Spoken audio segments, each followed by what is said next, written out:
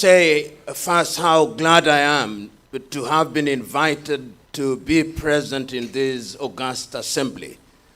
It is not lost on me that you have senior academics drawn from different institutions across the continent of Africa, quite a number of whom are known to me, who are running institutions at the highest level and are senior academics. I'm also aware that there are junior academics who are rising through the ranks. And I'm humbled to be invited to share my thoughts with you on what I consider to be very significant, particularly at this stage in the history of Africa. And in order to contextualize my conversation, I will deliver no lecture, because I believe that conversations are a lot more enriching, a lot more realistic, because some of the things I'll be speaking about and speaking to are things that are known to you. And what I'll be doing is possibly to speak about them from a different perspective. When one talks about Pan-Africanism, particularly today, there is the tendency from the one side to romanticize Pan-Africanism, to articulate Pan-Africanism as if it were a magic wand, which, when waved, will solve all African problems, whether they are technological, commercial, political, or otherwise. Then, from another perspective, that there are those who think that Pan-Africanism is merely a curiosity, one that we take refuge in order to massage our egos without more. But Pan-Africanism is serious business. It is serious business because it helps to give us a worldview of what we can do in order to give Africa and Africans a sense of direction and a sense of esteem.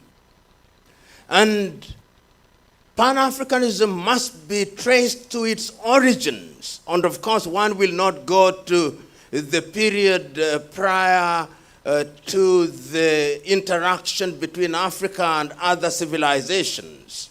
But there was some element of Pan-Africanism. And those of you who are familiar with the works of Cheikh Anta Diop will be familiar with his very able articulation of the state of Africa before the advent of the colonizers, before the advent of slavery, classical slavery as we know it. But we must, in the nature of things, have what I call a historical cut-off point, particularly when we want to contextualize our discourse in the arena of education generally and higher education specifically. You will be familiar with the very early ideas of the great Sylvester Williams of Antigua and Barbuda in the Caribbean, when the whole idea of Pan-Africanism was gaining traction in the middle part of the 19th century. Fundamentally, as a reaction to the manner in which the African had been treated during slavery and the manner in which the African was being treated during colonization. And in its very embryonic stages, one begins to hear Africans talking about education as they understood it then, as one of the key avenues via which liberation understood broadly could be achieved. That ignorance was not bliss. You wanted to create an army of young men and women whose worldview was informed in a particular direction, the direction of liberating Africans, whether they were in the mother continent, in the continent of Africa, or they were in the diaspora in the Caribbean, or in Latin America, or Europe, or Australia.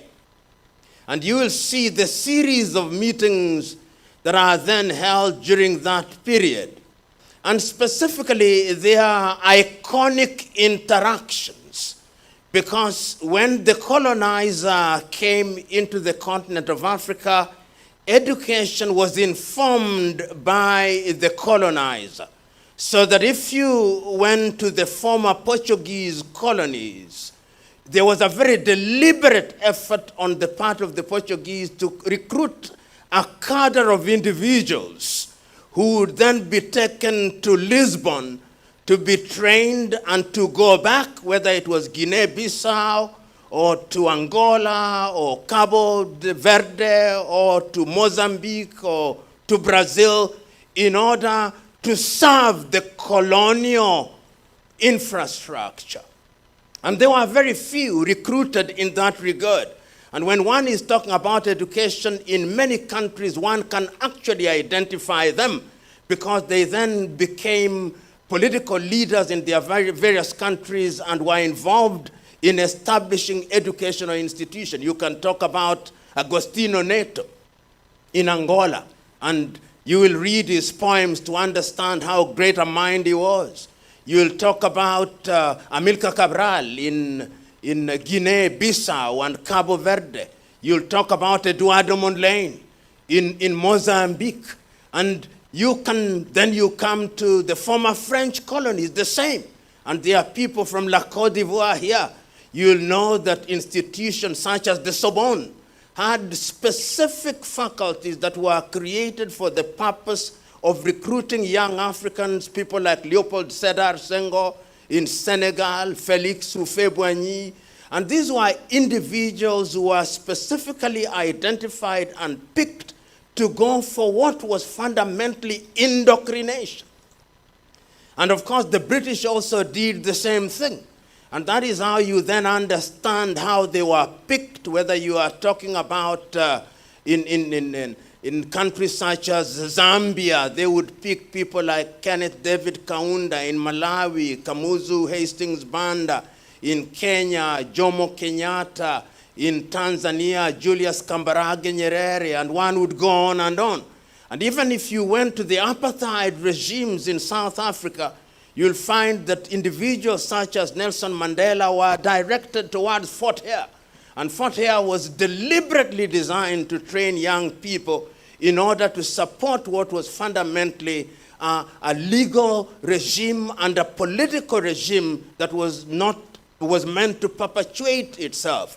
If you go to Namibia, and I'm mentioning these individuals because later they become the leaders who are involved in dealing with education in Africa. You go to Namibia, Sam Nujoma did not go to school very much, but he had his stint, and Ndimba Toivo, and one can count all of them.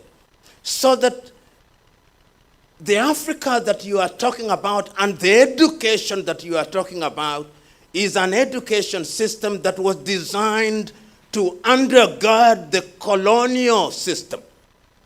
Recently, I went to Zanzibar, and a young man was taking me through the stone town of Zanzibar, and he had the most amazing interpretation. He told me, this is one of the schools that they built in order to teach Africans to think like them. Then this is one of the churches that they created so that they could teach the Africans to worship like them and to paralyze their spirituality. And this is one of the hospitals where they treated them when they were sick so that they could serve them. I thought that was ingenious. It was a correct interpretation, so that whenever the African was educated, it was not by design that you should help your fellow Africans. That was coincidental. You are simply an agent, and a vessel for purposes of ensuring that you serve the colonial masters. The French and the Portuguese were more blatant. And the good professor from La Côte d'Ivoire will tell you that when they took people to the parades, one of the things they would do for the Africans to say, our ancestors, the Gauls. An African saying that their ancestors were the Gauls. And it is in that context that therefore you must understand when we are talking about the establishment of education facilities across the continent of Africa, universities were informed by that. Whether it was the University of East Africa with campuses in Kampala, Makerere for medicine, the Royal Technical College in Nairobi for engineering, the University of Dar es Salaam for law, and if you came here in Ghana when they established the Achimota College, and I want you to look at the founding instruments of Achimota and why they established Achimota, and they were doing that in King's College Budo in Uganda and later in Kisubi. The whole idea was to create an African man and woman who was fundamentally an automaton, designed to serve the master, designed to serve the puppeteer. He or she was meant to be a puppet. You know, this debate begins to crystallize a lot more visibly in the United States when you are talking about Pan-Africanism. Because the United States is grappling, the black man has been released from slavery. They have been told that they would get 40 acres and 1 mule, which they never receive. They have recruited the Uncle Toms, and they are persuading the black people at that time that what you need are a set of skills. Be a good plumber. Be a good electrician. And in the United States, you begin to see a battle and two streams. Booker Taliaferro Washington, whom you will remember, and his college in Tuskegee in Alabama, who says the Negro must go to this education institution in order to be trained to have a set of skills, to conform. But there is another stream of W.E.B. Du Bois, who says education must be revolutionary. It must change your mind. It must change your thinking. We must think differently. If they have Harvard, we must have Howard. We must think differently. And at that time, a young South African is also visiting and learning in the United States of America. People never talk about him as much as they should. Pixley Kaisaka Seme. Many people don't know, but there is a book written about him as the founder of the African National Congress. Pixley Kaisaka Seme is then a student at the University of Columbia, and he delivers one of the most iconic speeches ever delivered by an African in the month of April 1906, the regeneration of Africa. And I commend it to you. He says at that time, and I paraphrase rather than quote Pixley Kaisaka Seme, that Africa must rise again. It must rise from the morass of confusion in which she finds herself. And it is not lost on me that Pixley delivers that lecture in the year 1906, and in 1912, the African National Congress is then founded in South Africa, with Pixley Kaisaka Seme and Sir Albert Luthuli as some of the leading lights, and of course, Governor Mbeki and others. They are beginning to recognize that education is important. At that time, you also see other Africans going to the United States. Nnamdi Azikiwe of Nigeria, Zik of Africa, to Lincoln College in the United States of America. Kwame Nkrumah is also going to school at that time. Mwalimu Nyerere is in Edinburgh Kamuzu Banda is also in Edinburgh. People are going. Africa is beginning to see education as something that is important. James Kwejir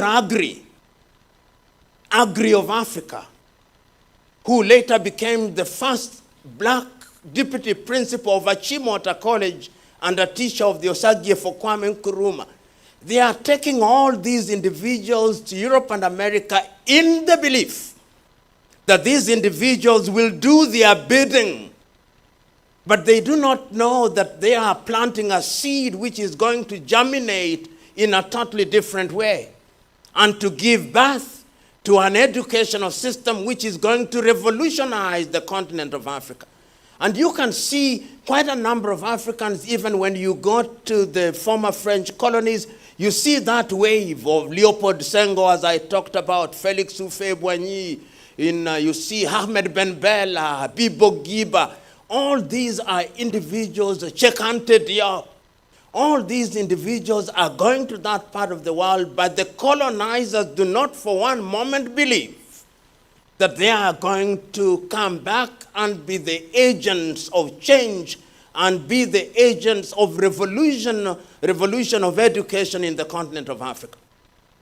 And this is important because the spirit of Pan-Africanism is then being planted at that time. A series of meetings, as I've already indicated, are held in the Caribbean and ultimately culminating in the much more famous meeting in 1945 in Manchester in the United Kingdom, where some of the names that you can recognize are present in Manchester, where the spirit of Pan-Africanism, which is revivalism of individuals who did not go to school,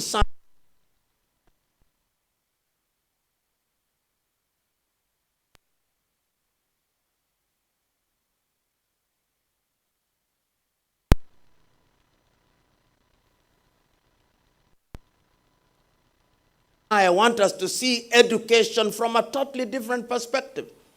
You can see a little later people like Marcus Garvey. No formal education, but they are influenced by this spirit of Pan-Africanism when he sings, Garvey was a buffalo soldier in the heart of America.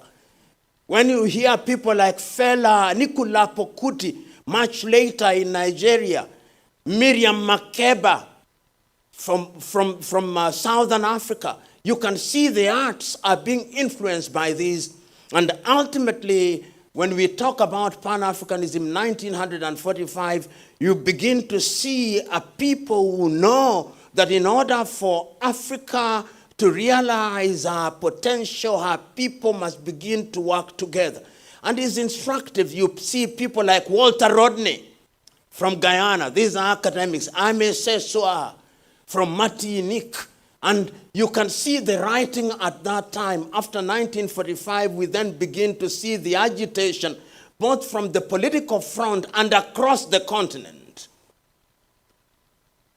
Kwame Nkrumah, Osagie, is, in my view, the high priest of it all. He sees it differently.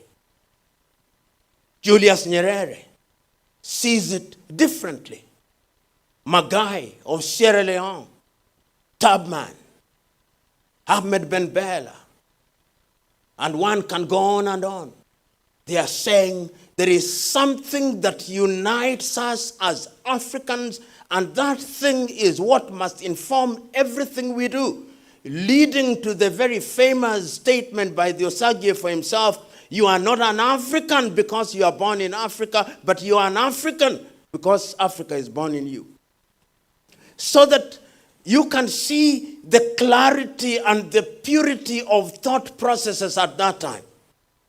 But the neo-colonial Europe is not resting. In former French colonies, what have they done? Felix Houphouët-Boigny is the deputy in the French parliament. Leopold Sédar Senghor is a deputy in the French parliament. And what they do, and excuse me, for the French, they also gave you a wife to ensure that you are under very close marking at all quarters. So you can see that your education beyond the Sorbonne, you are also educated at home. So, and all these things with the help of hindsight, they are very deliberate. They are very deliberate. And you can see that they are doing that because they want to ensure that even after you have left their country, they are still in control of their processes through you. In the United States of America, a debate now rages. The Taliaferro-Washington approach, where you conform without transforming, and the W.E.B. Du Bois approach, where you transform education. And remember, W.E.B. Du Bois is the person who then, I think he earned the first PhD, African-American, to earn a PhD at the University of Harvard. I think he's buried here in Ghana, W.E.B. Du Bois. And another man emerges from the United States, Carter G. Woodson, in 1933. He's involved in the education system, and he writes a book, The Miseducation of the Negro. He has now looked at the education system and he's asking, what history are you teaching to young Africans? What geography are you teaching to young Africans? What chemistry are you teaching to young Africans? He's interrogating education at all levels because he knows that education is the key via which you can gain genuine transformation. Carter G. Woodson writes that book. But in 1933, outside of the United States of America, outside of the Caribbean, into the continent of Africa, we are already beginning to see agitation to regain independence, to become masters of our own affairs. It starts very early, through various movements which are led by unschooled people, unschooled from the Western perspective. Agitation about land rights, because these are going to become important later, even at the university. The Mau Mau movement in Kenya, the Hehe Rebellion in Uganda in the 1990s, Omuka Makabarega of the Bunyoro Kitara Empire. Here in West Africa, we see the resistance in Benin, and we see the resistance among the Yoruba people, the Temne and the Mende in Sierra Leone. So there is activity across the continent culminating in the formation of political organization, paradoxically and ironically by the people who are trained in Europe and whom they thought would be their agents, giving meaning to what is written by Kenya's Ngugi wa Thiong'o in his book, The River Between, when he instructs his chief character, Waiyaki, go unto the white man and learn what he teaches you, but come back and do the right thing. You can see that the impact is also in the literature of it. So when you look at the books that are being written at that time in the 1950s, whether it is Chinua who is writing, whether it's Sembene Otsman who is writing, whether it's Peter Abrahams who is writing, whether it's Alan Patton who is writing, you can see there is something about the writing at that time which is informing how you are going to organize yourselves. And when Nkrumah comes back to Ghana, invited by the UGCC, he finds a few conservatives, because there'll always be such, who think that the slave master's house is fine. Just make it a little better. And as one wise man said, one of the greatest danger, the most dangerous things is to have a happy slave. And as Malcolm X puts in his analogy of the house Negro and the field Negro, he says, the house Negro, when the master's house is burning, he says, our house is burning. But the field Negro says, let it burn down. So you can see even within the educated class, the quality of education has affected people differently.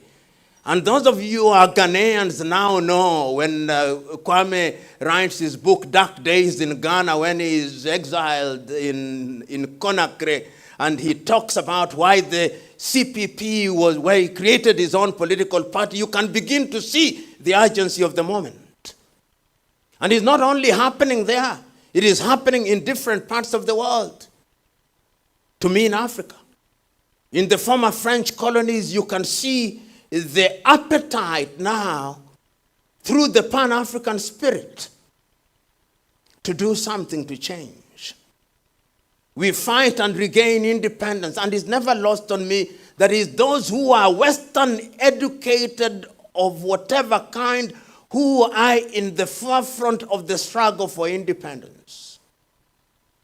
In South Africa, as I've already stated, it starts with Kaisa Kaseme, it starts with Luthuli.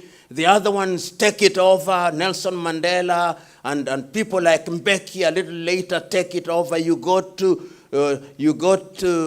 Swapo in Namibia, the ones who take it are Sam Nujoma, Andimba, Haman Toivo, Ya Toivo. You go to Mozambique, it is Mondlane and Samora. You go to Malawi, it is Kamuzu. You go to Zambia, it is Kaunda and Kapwepwe.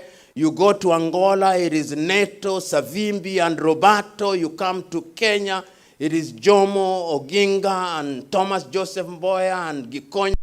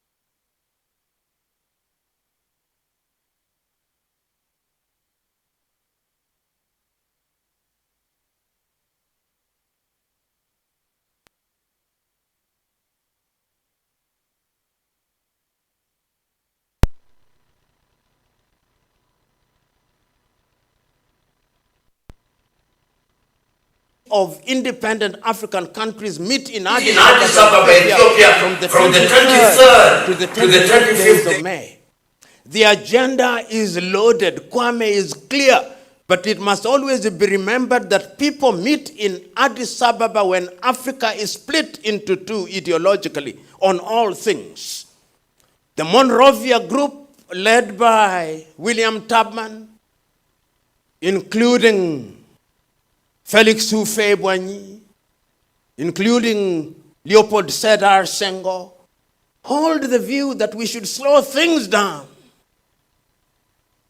The Casablanca group, led by Kwame Nkrumah, Modibo Keita, Ahmed Ben Bella, Gamal Abdel Nasser, say we must change things now.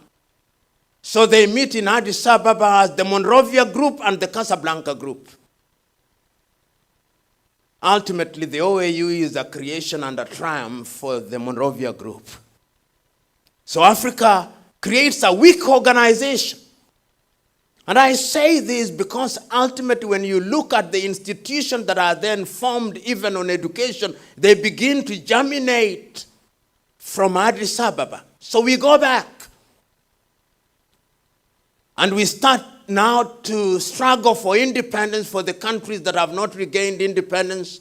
The Freedom Fighting Office is opened in Dar es Salaam in Tanzania to focus on apartheid, South Africa, and Ian Smith's Rhodesia and Southwest Africa and other countries that have not regained independence. But now, the new countries are faced with reality. You go to some of the countries, you only have one graduate or 10. And I want you to look at each one of those countries. Look at Rwanda, Urundi. There were no more than 10 graduates. Look at Kenya. There were no more than 500 graduates. And you can go on and on. You have a crisis of governance. In fact, the French countries are worse. Guinea-Conakry, I forgot to mention Ahmed Sékou Touré. When the French are leaving after the yes-no vote in 1958, they destroy everything in Algeria. They destroy everything in Guinea-Conakry. They destroy everything in Mali, then the Sudan. They destroy everything. Now, how do you govern? How do you have universities when there are no lecturers? How do you run your hospital facilities? How do you deal with agriculture? You've inherited institutions where there is not possibly a single African professor. How do you do this? The crisis of education now comes in, and you have to go into quick training.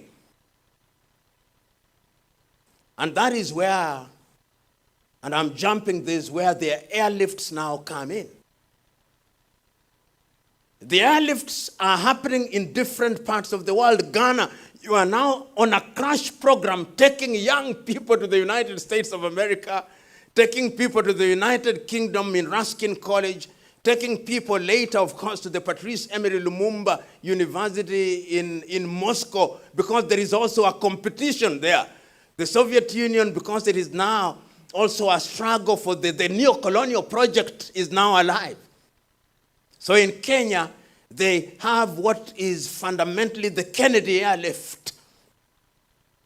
The Kennedy Airlift in Kenya is initiated, actually, Kenyans don't actually accept, but this is the reality. The Kennedy Airlift is attributed to Thomas Joseph Mboya, but it was a Gikonyo Kiano, who, having earned his PhD in the United States, who came with the idea. And then they take 800 people to become the civil servants.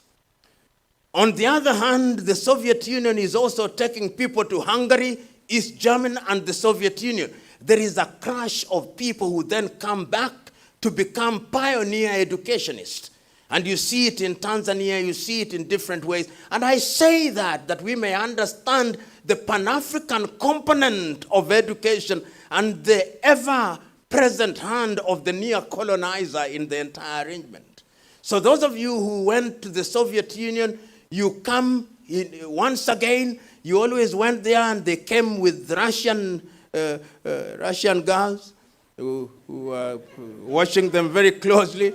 And if you look very closely, out of 10, 7 were married to Russian girls or East German girls. Those who go to the United States, and for the ladies, of course, you are a little bit more discreet, so you never came with the men. But for the men, you find they come up either with the Caucasian or African Americans. But you can see the process of indoctrination is alive and well. So when they come back, they begin to populate our universities. And the universities are organized in a manner, as I said a little earlier, the East African University in Dar es Salaam, or rather in Kenya and Tanzania and Uganda, you now have specialty. It's called the University of East Africa. That is what we inherit. How do we deal with the University of East Africa? They were specialized. And I said a little earlier, some countries don't have a university at all. You are in Rhodesia, you are in Nyasaland, you are in Zambia. You begin to create universities. You create the University of Zambia. You are in Rwanda, Urundi. You create a university. You find yourself in the Democratic Republic of Congo, which immediately after 1961, there is a problem. How do you create a university? You are Dauda Kairaba Jawara in Gambia. You create a university. The only place you can go to is in Dakar, Senegal. You are in La Côte d'Ivoire. You are in all those countries. How do you create the university, and who runs them? And many of you will remember that the first vice chancellors were foreigners, for good reason. Some of you are here, you are there at that time, either as graduate assistants or tutorial fellows. Which books are you reading? Are they Pan-African books? Is Pan-Africanism still alive and well at that time? Because Pan-Africanism also demands, among other things, that the training is directed in a particular way. And you can see major activity. The Ghanaians will know when the Osagyefo comes, is in a hurry. Wibena. We never rather. Education is given its pride of place. When in 1969 is instituting the Kwame Nkrumah University Institute, which is now the Kwame Nkrumah University. And I want you to read his speech on that day about university education. He is telling Ghanaians, Ghana needs a new kind of man who thinks differently. And he is active across the continent of Africa. He says, we do Akosombo Dam because we want engineers, we want electricity. He is telling Tubman in Liberia, don't sell your rubber. We tell Firestone, tires must be made here, therefore we need engineers. Train doctors here. That is the Osagyefo. Pan-Africanist to the hilt. Nyerere, being interviewed in 1967 about education, he says, the education system I've inherited here treats and creates an African man or woman whose greatest desire is to run away from his Africanness. We must change that. We must create an African who is educated and whose true north is the love for Africa. And you can see it in Senegal, much more sentimentally and romantically rather than practically. Leopold Sedar Senghor comes with the Negritude movement. And the Negritude movement has been criticized by some people. Like, I know Wole Soyinka did not like it. But this is the genesis. Those of you who are students of history and philosophy will have heard of René Descartes, who says, dubito ego cogito, cogito ego sum. I doubt, therefore I think, therefore I am. And then Negritude says, I dance, therefore I am. And Wole said, this man is simply saying that our business as African is to dance. And you can remember the history of the Negritude movement and the Festival for Arts in 1966 in Dakar, Senegal, and the subsequent one in Surulere Stadium in 1977, Abubakar Tafawa Balewa Square, about Festac, celebrating art. Senghor responds by saying, I'm saying education must be complete. Maths, chemistry, biology, philosophy. But we must not forget the arts and the humanities. And is reinforced in this by Cheikh Anta Diop, for whom a university now exists in Senegal, and a philosophy of Diopism exists. You can now begin to see that there is this sometimes rising, sometimes ebbing away of the desire to create an education system that is going to address our needs. Africa is in a hurry. You made promises when you are struggling for independence that life will change. But where are the teachers to teach at your primary school? Where are the doctors to treat people? Where are the agriculture extension officers to make sure that agriculture works? Where are they? So what do? Many universities find themselves in crash programs. Education without philosophy. Education for acquisition of skills without more. And you can now begin to see all universities in Africa are essentially offering degrees that are not homegrown. Even our own high school examinations are not homegrown. It's Cambridge University, which is setting our education system for O-level and A-level. Our universities are linked. If it is the University of Ibadan, is offering the degrees of the University of London. Nairobi is offering the degrees of the University of London. The university in Angola is offering the degrees of Lisbon. There is an affiliation between the university in Abidjan and Sorbonne because you don't have the capacity. And I'm saying this, how does this affect the Pan-African project? Many of you will remember an experiment that was undertaken in biology by a Russian called Pavlov. You remember that, conditional reflex. So the more you do it, the more it becomes natural to you. The more you got into these spaces, the more in your default moments you think in the manner in which you are conditioned. And I'm saying this, that our training then has a complete impact and indeed affects our worldview and our training. So that if I now begin to go into the last segment of my conversation, you are now talking about different things in different professions. Let's take the legal profession, for example. What is Pan-Africanist about the legal profession?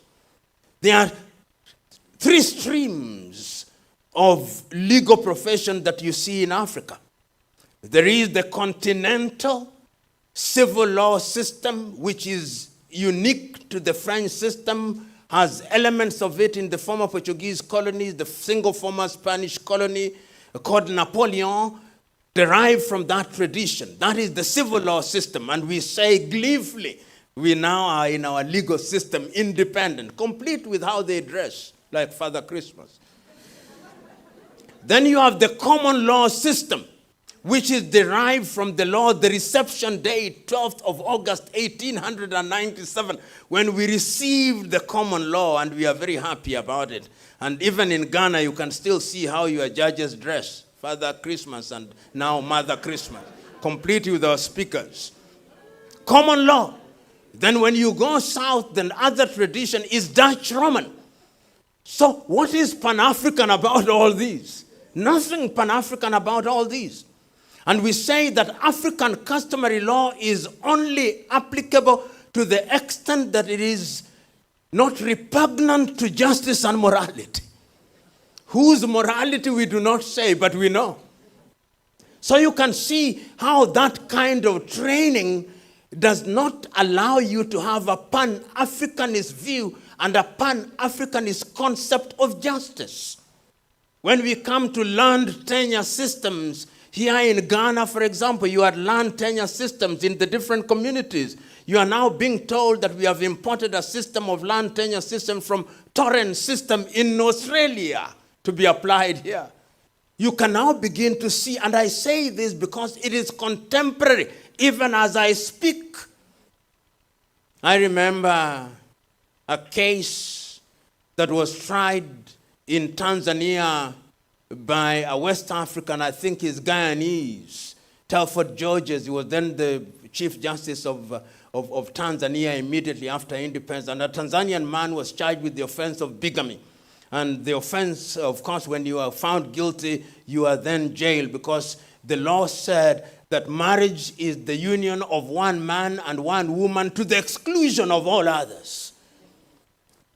But then Telford Georges said, but in traditional African societies, marriage is the union of one man and all women.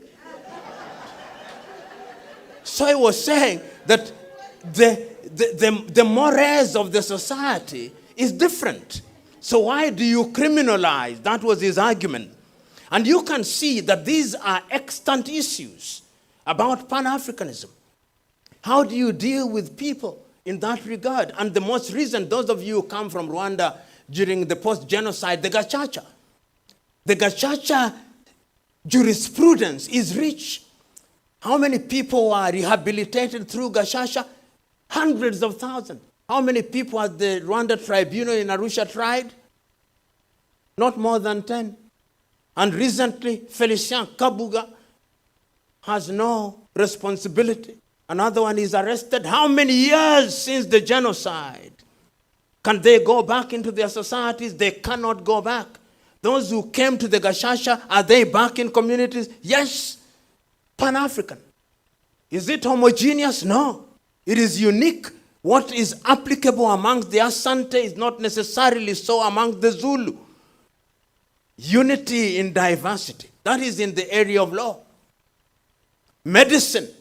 Recently, what are we teaching in our medical schools? Is there something Pan-African about it? No.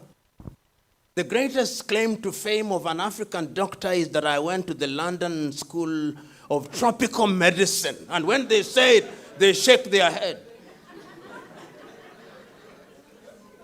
Is there anything wrong with it? But I am urging you, if you ever want to get sick in Europe, don't have malaria, choose another disease. Because you then become a medical curiosity. They don't know how to deal with it. I'm sure some of you have found themselves in such a space. They don't. But are we undertaking research here?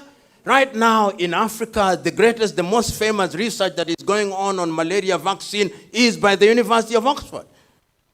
They are funding it. It is we who should be funding that because it is something that is common to us. Herbal medicine. Have we mainstreamed herbal medicine? No. Last year, a number of children died out of cough syrup in Gambia.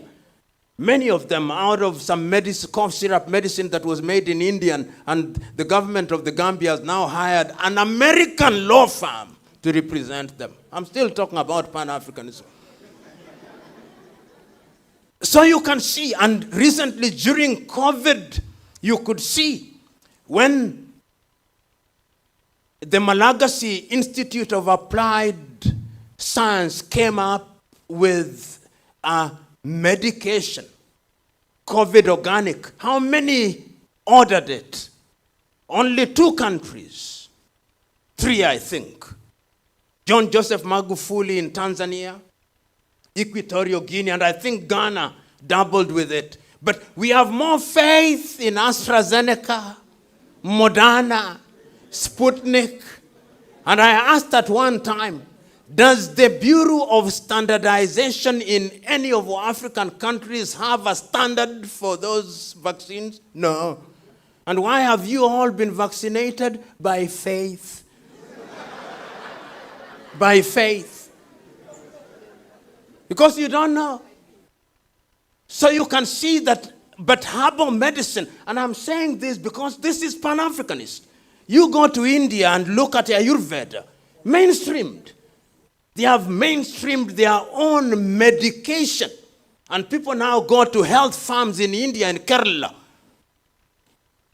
You go to China, they have mainstreamed their own medication.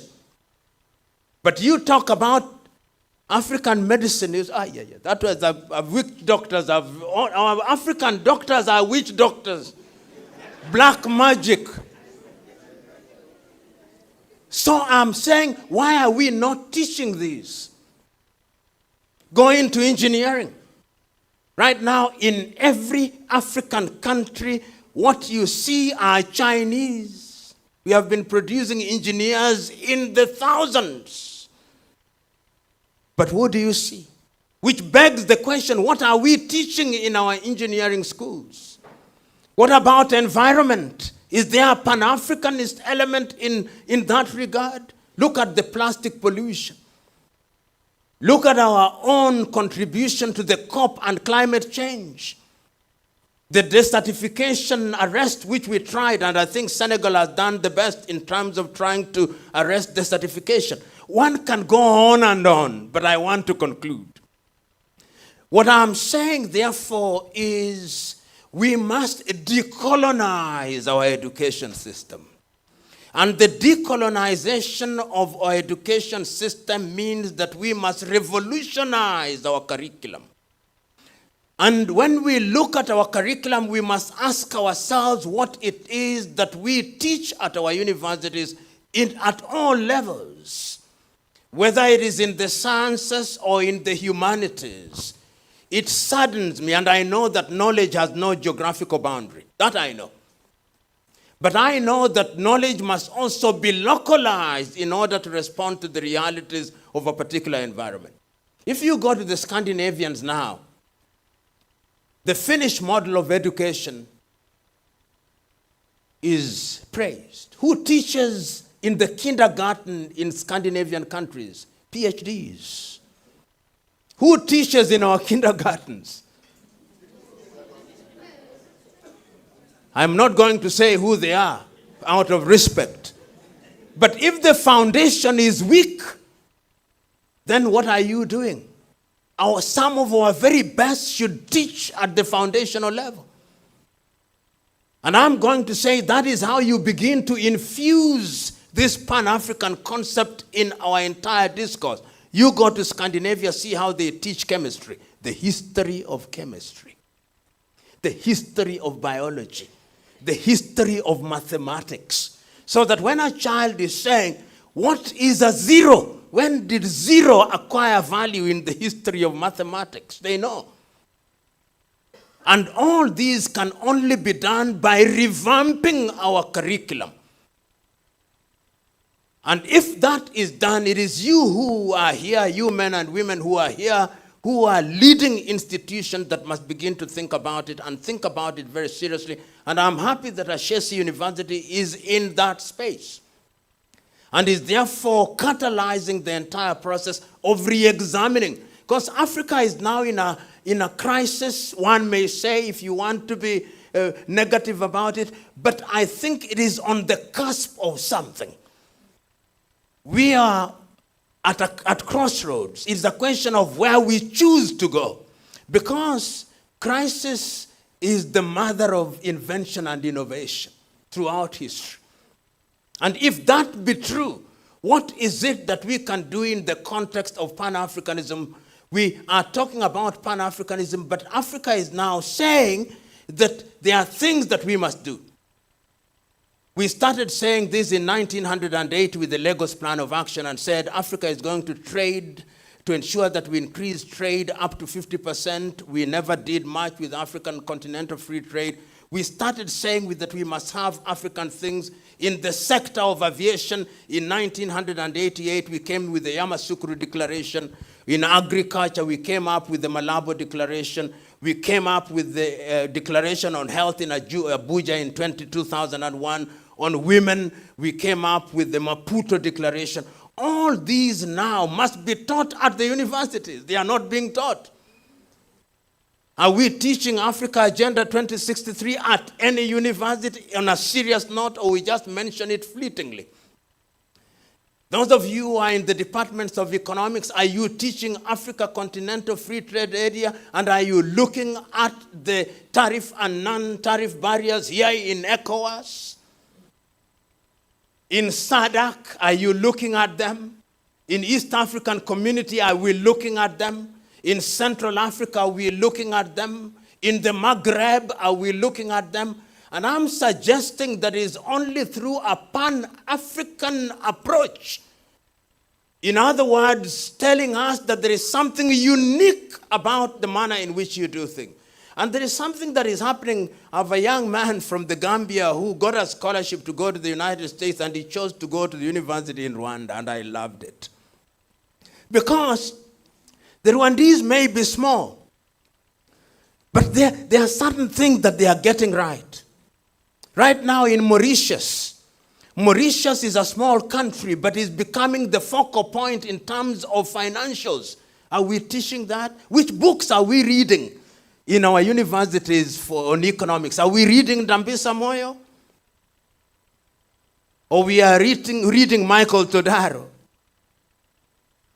In other words, we must begin to think differently, and I am saying that we must think like Kwame did and his stalwarts, that the time is now for us to realize that higher education is what is going to liberate Africa, and is only going to liberate Africa if we teach the right things. And is only going to liberate Africa if we implement the right things. And that is why I understand James Eman Kwejir Agri of Africa, who one day at a class, he came, and I paraphrase, and told his audience that one time a farmer, a naturalist, was walking in the forest, and he picked the young of an eagle and took it home. When he had taken it home, he kept it with his chicken and fed it on chicken feed for a long time. One day, somebody came, a naturalist came to the farm and said, "Amongst your chicks, there is an eagle." And the farmer said, "I know. It's an eagle, but we have kept it here and fed it on chicken feed for a very long time. It is no longer an eagle. It is chicken." And the naturalist said, "No. Once you are an eagle, you are always an eagle. Let us try and see if it has some eaglehood remaining in it." And he put it on the palm of his hands and urged it to fly, and it refused to fly. And the farmer said, "I told you. It was once an eagle, but it's no longer an eagle. We have fed it on chicken feed for too long." The naturalist came again and said, "No, it is an eagle." So he put it on the palm of his hand, facing the sun, and it flew and flew, and he looked at the farmer and said, "No matter how long you feed an eagle on chicken feed, its eaglehood doesn't die. It may remember to come back to the chicken, but it is always an eagle." Africa is in that space. Let us be the eagle that James Eman Kwejir Agri talked about. Thank you.